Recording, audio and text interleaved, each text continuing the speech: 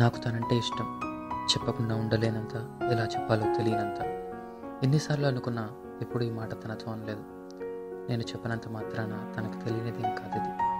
కాకపోతే ఒక భయం, ఇప్పుడు చెప్పలేకపోతే ఎప్పటికీ చెప్పలేనేమో అని.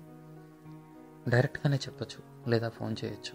కానీ ఎలా చెప్పాలో తెలియదు, ఏం మాట్లాడతానో తెలియదు. ఆలోచించాను. క్లారిటీ పోకుండా ఉంటుంది, కన్ఫ్యూషన్ లేకుండా ఉంటుంది. లెటర్ రాస్తే ఎలా ఉంటుంది అనిపించింది. సో అప్పటి నుంచి రాస్తున్నాను. ఇప్పటికీ చాలా రాశాను, చించేశాను. ఏం రాసినా, ఎంత రాసినా ఇంకా ఏదో చెప్పలేకపోతున్నానని అనిపిస్తుంది. అందుకే ఇప్పుడు ఈ చెప్పలేకపోవడం గురించి చెప్పడానికి నేను రాయడం మొదలు పెడుతున్నాను. ఎలా మొదలు పెట్టాలో తెలీదు. ఇదో అందమైన సమస్య.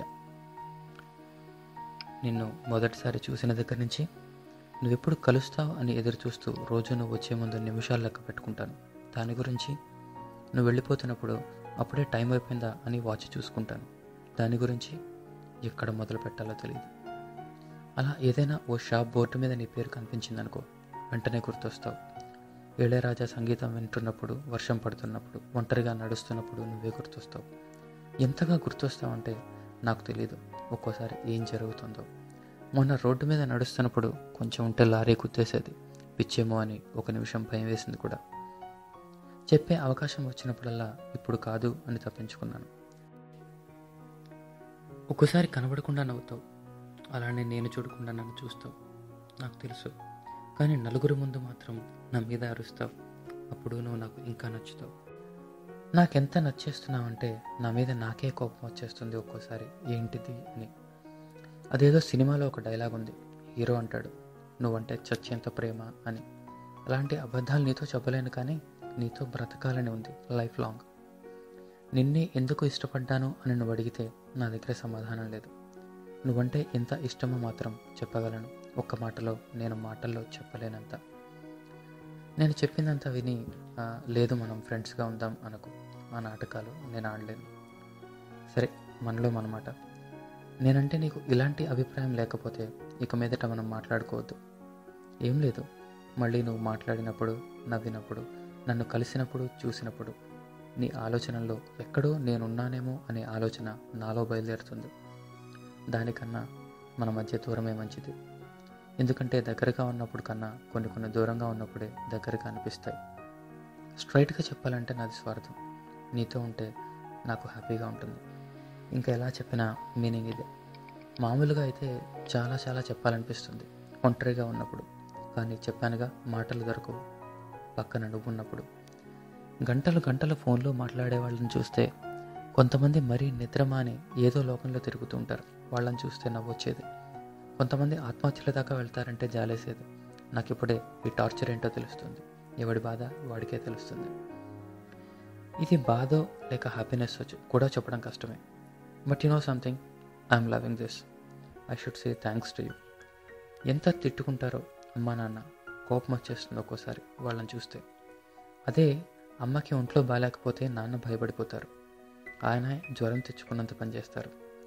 నాన్న ఇంటికి రావడం ఆలస్యం అయితే అమ్మ కంగారు పడిపోతుంది. వస్తారులే అన్నా వినదు. వాకిట్లో వచ్చి అలా ఎదురు చూస్తూ ఉంటుంది.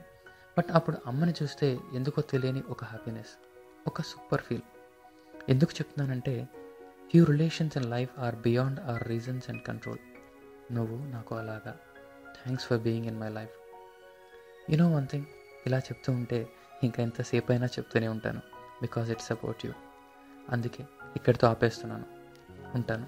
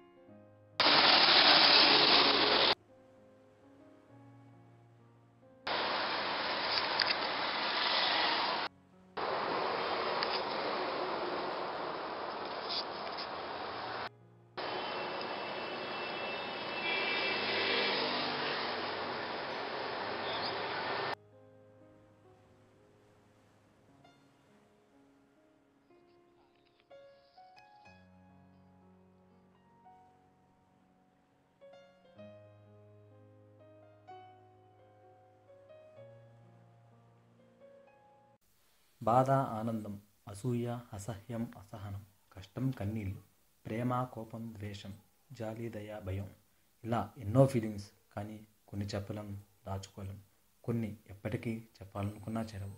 అలాంటి ఎన్నో ఆలోచనలు, ఆశలు, మాటలు, మౌనాలు మన మధ్యే మనలోనే అందకుండా తిరుగుతూ ఉంటాయి. విచిత్రం ఏమిటంటే అవి మనల్ని వదిలిపోవు, మరొకరిని అంత సులభంగా చేరవు.